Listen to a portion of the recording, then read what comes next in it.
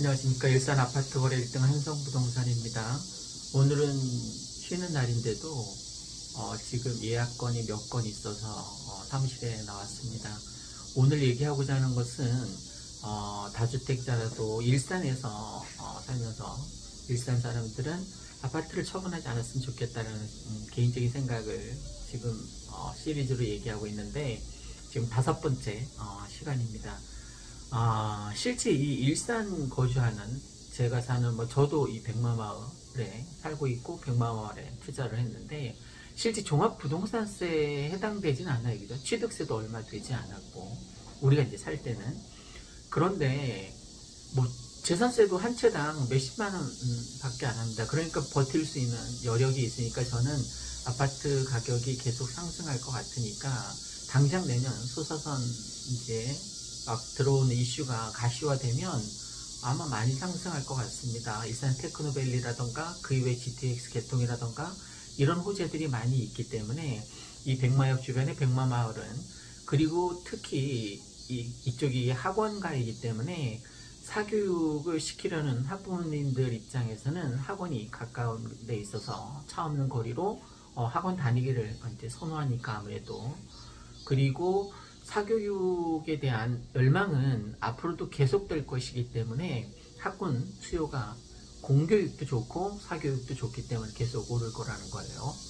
자, 아파트가 그러면 당분간 오르겠느냐 내리겠느냐는, 지금 전세, 오늘도 27평 32평 찾는 손님이 있었어요. 며칠 전에 저한테 서울 분인데 전화 왔는데 49평 전세. 근데 없어요. 구해줄 수가 없는 거예요. 왜? 없으니까. 매물이 아예 없으니까.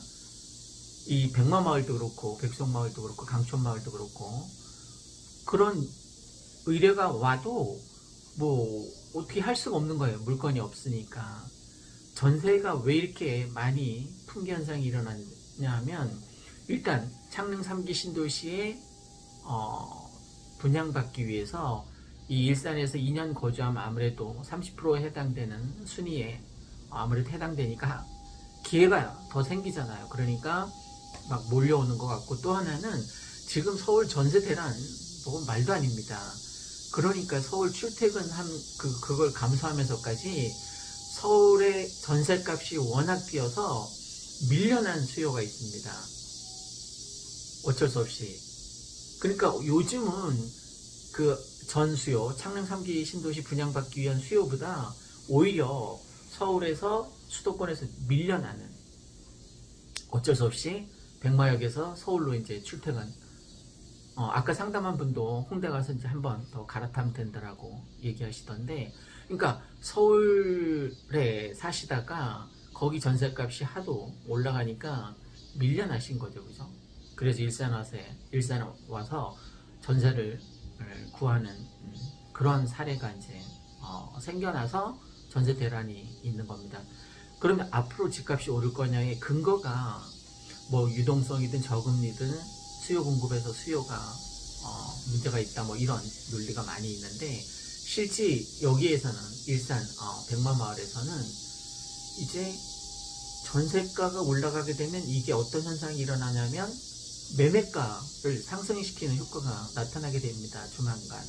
그리고 사실은 지금도 저는 이 부동산 중개업에 종사하다 보니까 조금씩 오르고 있는 게 사실은 저는 느껴져요. 정말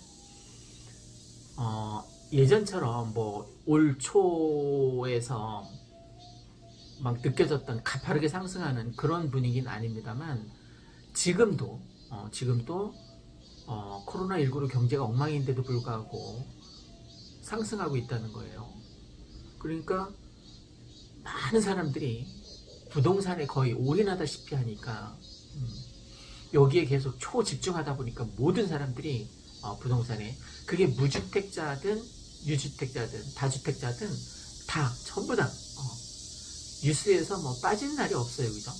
현 정부 정책을 비판하기도 하고 옹호하기도 하면서 집회를 나가서 신발을 던지기도 하고 하는 이런 현상들이 다 부동산에 거의 올인되어 있으니까, 초집중되어 있으니까 부동산이 계속 가십거리 오르내리다 보니까 사람들의 관심의 대상이 될 수밖에 없는, 그래서 그 30대 패닉 바잉이었었던 그 사람들도 이제 기다렸다가는 가점제 점수가 안 되니까 기다렸다가는 청약에 당첨될 리가 없으니까 청약 점수가 뭐 55점 이상이 돼야 된다고 하니까 15년 무주택에다가 뭐 애는 둘 정도 있어야 되고 청약 기간은 뭐 얼마나 길어야 되고 그러니까 30, 40대는 거기에 낄 수가 없는 거예요. 그러니까 50대 돼야지 50대까지 무주택으로 살아야지 겨우 1순위가 되는 그러니까 아예 사버리는 그런데 그 사람들이 계속 잘 샀다라고 생각한다는 거예요. 담보대출을 받아서 샀긴 샀어요. 그죠? 뭐 양가 대출 회사 대출 막 다 짬뽕해서 투자를 한 거죠. 투자가 아니라 1주택자니까 정상적으로 이제 실소유하게 사게 됐는데 실제 그 사람들은 작년 말에도 그랬고 올 초에도 그랬고 그때 산 사람들이 지금 안도감을 느낀다는 거예요. 오히려. 그러니까 37평 같은 경우 거의 1억 가까이 올랐으니까 지금 요 6개월 사이에 1억이라는 돈은 평생 그냥 현금으로 벌기가 쉽지 않은 돈이에요. 그죠? 1억. 근데 요 몇 개월 사이에 37평이 올랐단 말이에요. 그러니까 그때 패닉 바잉으로 산 사람들이 오히려 이 일산 백마마을도 안도하는 그리고 서울 사람들이 다주택자 분들이 종합부동산세 세금이 무서워서 팔았다면 진작에 팔았겠죠. 그죠? 작년에도 그런 기회가 있었잖아요. 언제까지 팔아라 했는데 다주택자들이 팔았습니까? 안 팔았단 말이에요. 그 사람들은 아파트 가격이 우상향한다라는 것을 철석까지 믿고 있어요. 폭락론자들이 얘기하는 거는 귀뜨기로도 듣지 않습니다.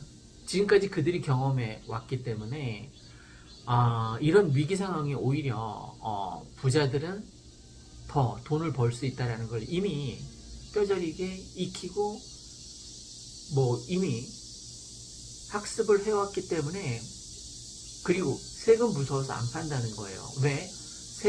내는 세금보다 아파트 가격이 더 많이 상승하니까. 그리고 제가 안 파는 이유 중에 하나가 또 저는 양도세를 한 푼도 안 낼 생각입니다. 마지막 주택 같은 경우에는. 왜냐하면 연금, 주택연금으로 내가 죽을 때까지 양도세 한 푼 안 내고 그 아파트 가격으로 살 수 있지 않습니까? 그죠?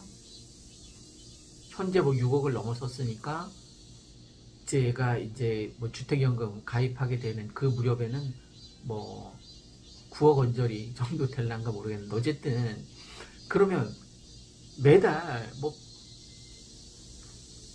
150만 원 정도 받고 연금 받고 국민연금 받고 그러면 뭐 먹고 살 수 있지 않습니까? 노인에.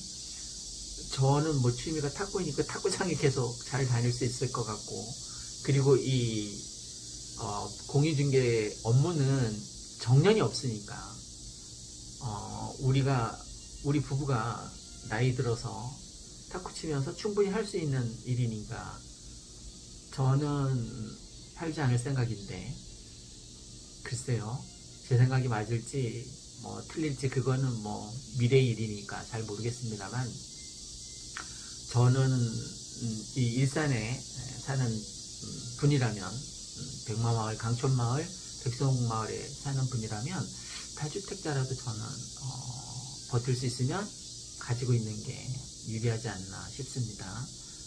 이상 일산 아파트 거래 1등 한성부동산이었습니다.